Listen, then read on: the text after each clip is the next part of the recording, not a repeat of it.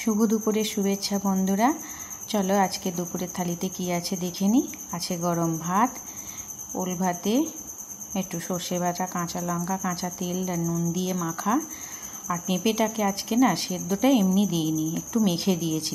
পেঁপেটা একটু হালকা রং ধরা মতন হয়ে গেছে, যার জন্য কুমড়ো ভাতের মতন দেখতে লাগছে। তো যাই হোক, এটা খেতে বেশ ভালোই লাগে।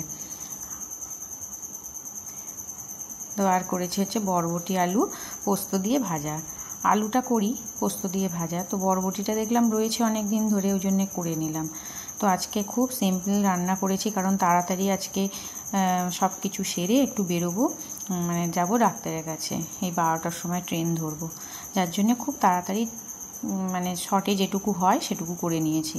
আর করেছি একটু মুসুর ডাল সেদ্ধ, এটাও কাঁচা তেল, নুন, লঙ্কা, একটু কাঁচা লঙ্কা দিয়ে আর কি করেছি।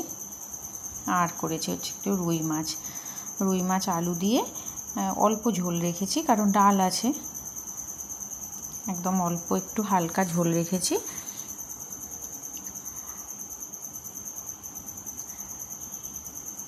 এই ছিল আমার দুপুরের থালিতে।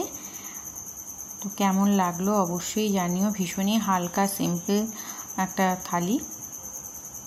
ভালো লাগলে অবশ্যই লাইক করো, কমেন্ট করো, আর আমার ভিডিওটা শেয়ার করে দিও। আমার চ্যানেলটাকে সাবস্ক্রাইব করে দিও। কেমন লাগলো বন্ধুরা? আবার আসবো পরের একটা কোনো ভিডিওতে। তোমরা সবাই সুস্থ থেকো, ভালো থেকো। আজকের মতন টাটা।